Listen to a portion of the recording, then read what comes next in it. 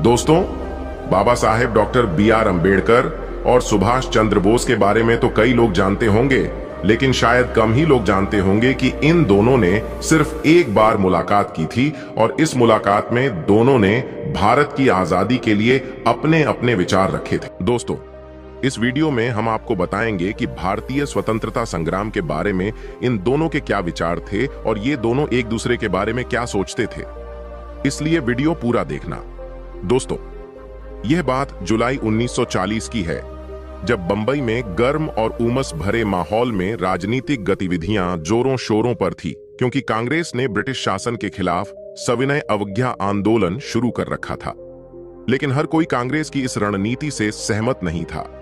दोस्तों, इसी दिन भारत के भविष्य के बारे में अलग अलग दृष्टिकोण रखने वाले दो व्यक्ति पहली बार मिलने वाले थे।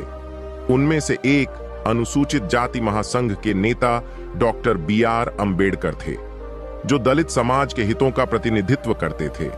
डॉक्टर अम्बेडकर एक प्रतिभाशाली विद्वान, वकील और अर्थशास्त्री थे, जिन्होंने कोलंबिया विश्वविद्यालय और लंदन स्कूल ऑफ इकोनॉमिक्स से अध्ययन किया था।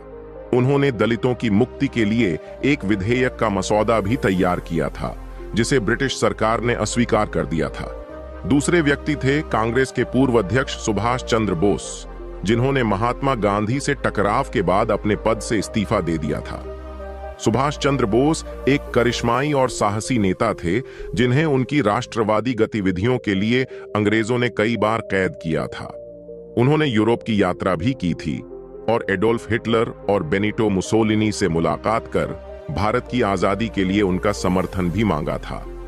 दोनों व्यक्तियों ने दादर में अंबेडकर के आवास पर मिलने की व्यवस्था की थी। वो सपने करीबी सहयोगी यस.सी.ए. के साथ एक कार में पहुंचे थे। डॉक्टर अम्बेडकर ने उनका गर्मजोशी से स्वागत किया और उन्हें जलपान कराया। फिर तीनों लिविंग रूम में बैठ गए और बातें करने लगे। डॉक्टर अम्बेडकर ने सुभाष चंद्र बोस के आने पर खुशी जाहिर की और बोस से कहा कि मुझे खुशी है कि आप आ सके मिस्टर बोस। मैं आपकी गतिविधियों पर बड़ी दिलचस्पी से नजर रखता रहा हूं। बोस ने डॉक्टर अम्बेडकर का धन्यवाद किया और उनसे कहा कि मैं भी दलितों के उत्पादन के लिए आपके कार्यों से प्रभावित हूं। अब डॉक्टर अम्बेडकर ने उनसे कहा कि आपके दयालु शब्दों के लिए धन्यवाद, लेकिन मुझे डर है कि हमारे प्रयासों का कोई खास नतीजा नहीं निकला है। अंग्रेज भारत पर अपना शासन कायम रखने और हमें हमारे अधिकारों से वंचित करने पर अड़े हुए हैं। बोस ने इस बात पर कहा कि मैं आपसे सहमत हूं। डॉक्टर अम्बेडकर, अंग्रेज अपनी इच्छा से भारत छोड़ने वाले नहीं हैं। भारतीय जनता के व्यापक विद्रोह से ही उन्हें बाहर निकालना होगा। अब डॉक्टर अम्बेडकर ने बोस की इस बात पर कहा, और आप ऐसा करने का प्रस्ताव कैसे रखते हैं मिस्टर बोस? क्या आपको लगता है कि कांग्रेस का सिविल डिफेंस आंदोलन पर्याप्त है?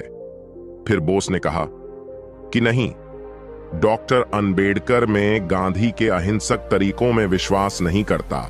वे अंग्रेजों जैसे क्रूर शत्रु के विरुद्ध अप्रभावी और निरर्थक हैं। अब डॉक्टर अम्बेडकर ने इस बात पर कहा, तो फिर आपके पास विकल्प क्या है मिस्टर बोस? बोस ने कहा कि मेरा विकल्प अंग्रेजों के खिलाफ सशस्त्र संघर्ष संगठित करना है। एक भारतीय राष्ट्रीय सेना का गठन करना है, जो यूरोप और एशिया में हमारे सहयोगियों के साथ लड़ेगी। डॉक्टर अम्बेडकर बोस की इस बात को सुनकर थोड़ा सा चौंक गए थे। उन्होंने बोस से पूछा, सहयोगी? आपके सहयोगी कौन है मिस्टर बोस? बोस ने कहा कि हमारे सहयोगी जर्मनी और जापान है। डॉक्टर अम्बेडकर बोस की इस बात पर चौंक गए थे। उन्होंने कहा, जर्मनी और जापान, लेकिन वे तो फांसीवादी शासन है, जो अपने ही लोगों पर अत्याचार करते हैं और दूसरे देशों पर युद्ध छेड़ते हैं।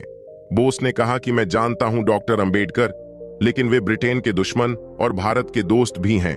उन्होंने हमें हमारी आजादी हासिल करने में मदद करने का वादा किया है। अब डॉक्टर अम्बेडकर ने मन ही मन सोचा और फिर बहुत से पूछा, और उनकी मदद की कीमत क्या होगी मिस्टर बोस? बदले में वे हमसे क्या मांगेंगे? बोस ने कहा कि कुछ नहीं डॉक्टर अम्बेडकर, हमारे आभार और सहयोग के अलावा कुछ नहीं। डॉक्टर अम्बेडकर ने बोस की इस बात पर कहा कि मुझे खेद है मिस्टर बोस, लेकिन मैं आपका प्रस्ताव स्वीकार नहीं कर सकता। मैं जर्मनी और जापान पर भरोसा नहीं कर सकता कि वे हमारे हितैषी हैं। वे केवल अपने हितों और महत्वाकांक्षाओं में रुचि रखते हैं। फिर बोस ने कहा, डॉक्टर अंबेडकर, कृपया मुझे गलत न समझे। मैं आपसे उनकी विचारधाराओं या नीतियों का समर्थन करने के लिए नहीं कह रहा हूं। मैं आपसे केवल यह कह रहा हूं कि आप हमारे साझा दुश्मन अंग्रेजों के खिलाफ लड़ाई में मेरे साथ शामिल हो। डॉक्टर अंबेडकर ने बोस से कहा, लेकिन हम अंग्रेजों के खिलाफ उनके हथियारों और संसाधनों से कैसे लड़ सकते हैं? हम उनकी ताकत और सामर्थ्य की बराबरी कैसे कर सकते हैं?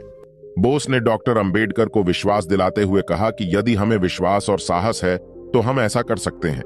यदि हम में इच्छा शक्ति और दृढ़ संकल्प है तो हम अपनी मातृभूमि के लिए सर्वस्व बलिदान दे सकते हैं। अब डॉक्टर अंबेडकर ने कहा कि मिस्टर बोस, मैं आपकी देशभक्ति और जुनून की प्रशंसा करता हूं, लेकिन मैं आपके आशावाद और आत्मविश्वास से सहमत नहीं हूं। बोस ने कहा कि डॉक्टर अंबेडकर कृपया अपने निर्णय पर पुनर्विचार करें। कृपया उन लाखों दलितों के बारे में सोचें जो जाति, उत्पीड़न और ब्रिटिश अत्याचार से पीड़ित हैं। अब डॉक्टर अंबेडकर ने बोस से कहा कि मिस्टर बोस, मैं हर दिन और हर रात उनके बारे में सोचता हूं। वे मेरे भाई बहन, मेरा मांस और मेरा खून है। बोस ने कहा, तो फिर मेरे साथ आओ डॉक्टर अंबेडकर, उन्हें उनके दुख और बंधन से मुक्त कराने में। फिर अंबेडकर बोले, नहीं मिस्टर बोस, मैं आपके इस जोखिम भरे काम में शामिल नहीं हो सकता। बोस ने कहा, क्यों नहीं? डॉक्टर अंबेडकर, क्यों नहीं? फिर डॉक्टर अंबेडकर ने जवाब दिया, क्योंकि मैं नहीं मानता कि हिंसा हमारी समस्याओं का उत्तर है। फिर बोस ने पूछा, तो फिर उत्तर क्या है?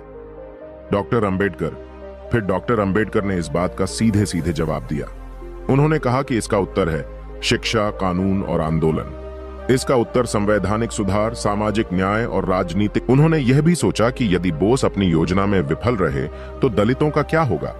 उन्होंने यह भी सोचा था कि क्या उन्होंने वाकई में सही फैसला लिया है।